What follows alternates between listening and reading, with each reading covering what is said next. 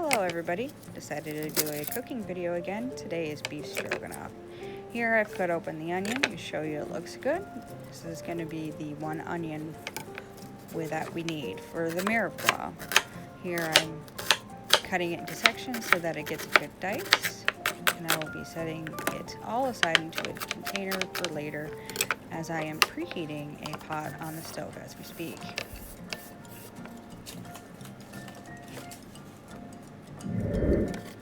Here I grabbed 2 stalks of celery that I have pre-cut off the nasty ends and cleaned, and I'm going to cut them lengthwise and twice so I have a matching dice size with my onion and my carrots. I will dice this up nice, and I will also set it aside for me to put into the preheated pot later.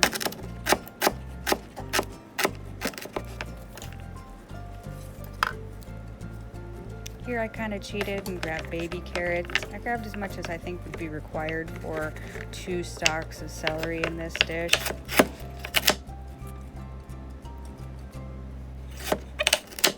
So at this time I'm dicing up as much as I can before I add the oil to the preheated pot.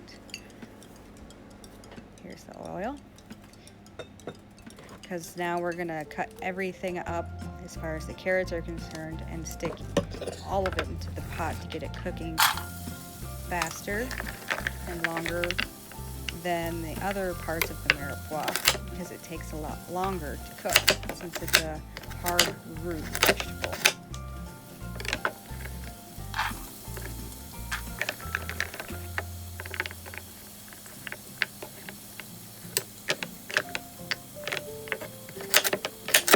It didn't look like a lot, but it was a little bit. I had to cut a few different rounds, but it worked out. Added a little salt and pepper to it also. Here, I'm showing you my minced garlic and the size of tablespoon that I used to set this aside for, to add at the end of all of the mirepoix cooking so it doesn't get scorched and burned. Looking good. Carrots are nice and soft looking. I was checking with my spatula. There I just added the diced celery from before. Celery is the second longest thing in a mirepoix that takes a good amount of time to cook. I'm also separating any pieces that my knife may or may not have cut all the way through. I'm just double checking everything. For there to be a big old long stalk that kind of semi-stuck together because of the veins inside of the celery. So I'm cooking this down before I go ahead and put in the diced onion. It's kind of looking more opaque right now. Here's the onion. Make sure I got it all out and in there. I'm getting that all stirred together. Get merry and happy blending, and then I'm going to add a little salt and pepper to this layer as well. You don't want to add too much, but you want to have enough so that each layer can shine on its own.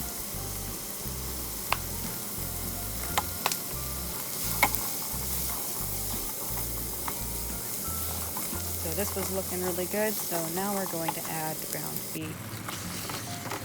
And add that into the pot and break it down the best that you can. And just keep stirring and pounding it out, separating, stirring, etc. Rinse, lather, and repeat. And keep this going until it's a nice brown color and there's no more pink. Ground beef is one of those meats that has got to be cooked to 165 degrees for all of the bacteria that may be inside of it is killed. You don't really want to have an undercooked ground beef because you don't know which end of the cow it's really coming from. So just err on the side of caution and cook it all the way to 165 degrees. And that's where it's looking like it is now. Give it a good thumbs up, I say. Now we're just going to stir everything down from the sides, double checking everything, and then I'm going to grab the sherry to the bottom of the bottle, add that to the glaze of the pot, and add another layer of flavor. This you'll let cook for a couple of minutes to make sure that any of the alcohol that was in there gets evaporated out. And it adds a nice layer of flavor. Here I'm going to show you what kind of beef broth I'm going to use once I add the flour. That beef broth is 4 cups, 4 liquid cups. Here is a half a cup of flour. Set aside. You're going to stir and incorporate it the best you can, and I do mean the best you can, and then let it sit for a second, see if it is enough.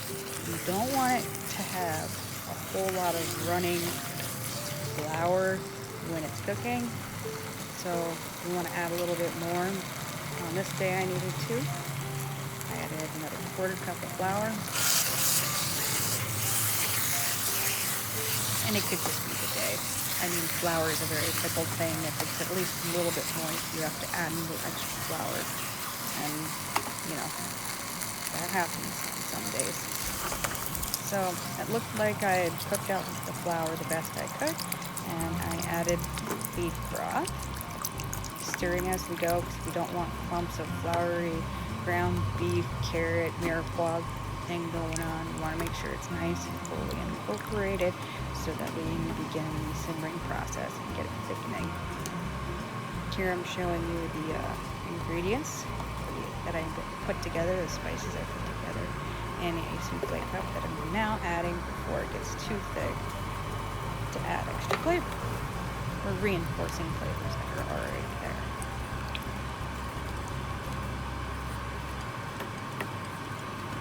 As I'm stirring, I'm also checking to see the viscosity of the dish, see if the gravy has gotten thick enough where it's at. That'll help me determine how much longer it will be before I can add the Mexican crema. I just prefer that because it's lactose free, easier on the stomach.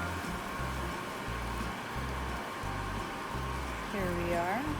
Just keep stirring away and checking its viscosity.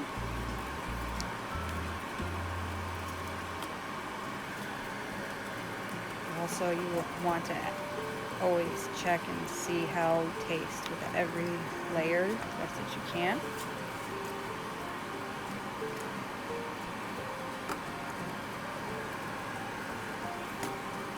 So now that it looks like it's getting thicker, I think I'm getting ready to grab a taster fork because I only had so many spoons.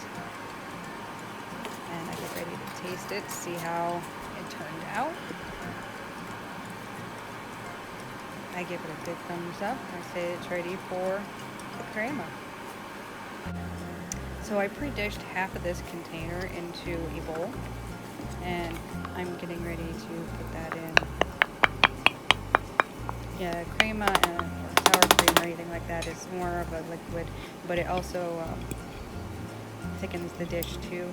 So at the same time as helping everything thin down, it'll also, as we heat it up, to thicken it back to a reasonable state of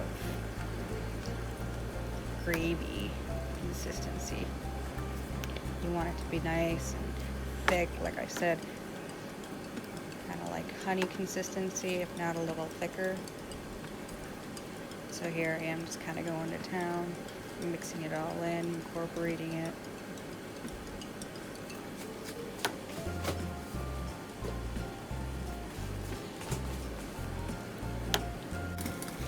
Here I got my boiling pot of water. I'm showing you what kind of noodles I'm using. It's small shell. Currently I got it in high-V, and I am using 2 boxes for this recipe. Here I'm getting ready to show you how long it's supposed to cook.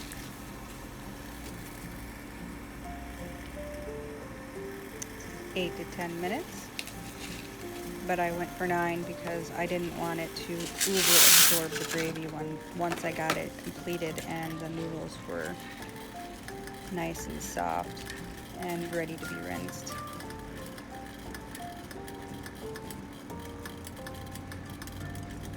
Here I just keep stirring because it hasn't quite started to reach that simmering or boiling point yet. So you don't want to have any noodles stick to the bottom. Those get hard and nasty and then just adds a bad consistency to the dish. So here I am, just keep stirring, checking to see if it's boiled yet. And it looks like I'm getting ready to set the kitchen timer for 9 minutes so that it can cook away.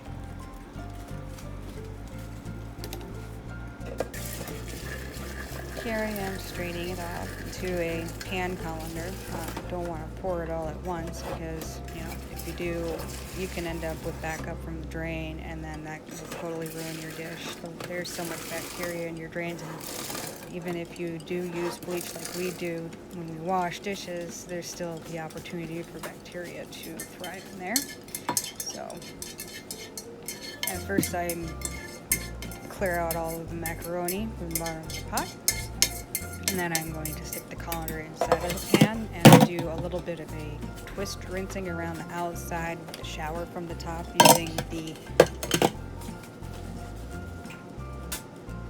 shower handle, I guess you would call it, the rinse nozzle, I guess. It reminds me of a hose. I'm not a lot of words, but you know what I mean.